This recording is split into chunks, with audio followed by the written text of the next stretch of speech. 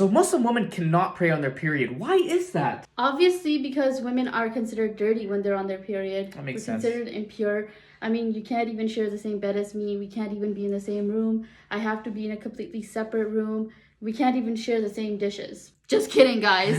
That's not it, okay? Muslim women cannot pray on their period. And a lot of people think it's because we're dirty, we're filthy, and that's the reason why. The thing is, you guys need to understand that when women are going through their menstrual cycle, it's a state of impurity. We consider periods a state of impurity. So a woman herself is not an impure being. But when we get our periods, we are in a state of impurity, which means that if we go and try to make physical ablution, which is like what we have to do before our prayer, we have to physically purify ourselves, it's not going to be valid. Bleeding or blood is just impure, so regardless of who it is, even him, if he's constantly bleeding, he's not going to be able to pray, because then he's going to have to constantly make physical ablution multiple times a day just to pray. And for women, that could be a very tedious job, especially for 7 days when we're constantly bleeding. But do you think it's unfair that I get to pray all the mandatory prayers and get reward for it and you don't? It's not unfair, because if you think about it, even though I'm not praying, I'm still getting rewarded. I'm getting rewarded for following God's command to not pray. I can do other forms of worship. Yes, I can't do my mandatory prayers, which are what happen 5 times a day,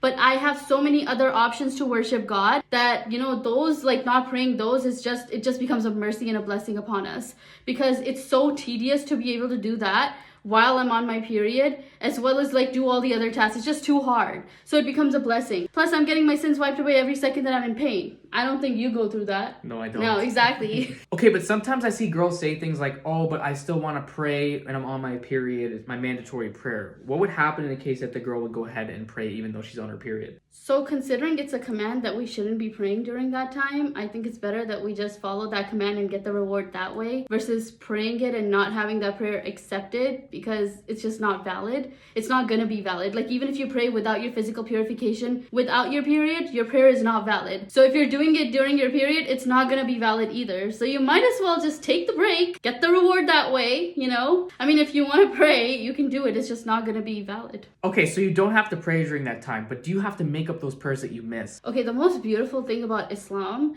is that we actually don't have to make up those prayers. I mean, imagine making up all those prayers for 7 days times 5. How many is that? Like 35 prayers that you have to make up? It's a lot. And every month? That's too much. It's a lot. So it's really a blessing that we don't have to do that. The whole part about us taking a break from mandatory prayers is a blessing, because it's just too much for us sometimes to be able to get up, do physical ablution, especially in the middle of the night when we're in constant pain, when we're having those cramps, waking up in the middle of the night, going to the bathroom, making the physical purification, then praying, then going back to sleep. It's just too much. So Allah subhanahu wa ta'ala has given us this mercy, this blessing, that we can take a break. It's beautiful. Now for the ladies watching this video, do you think you'd be able to do the 5 mandatory prayers during your menstrual cycle? Let me know in the comments below.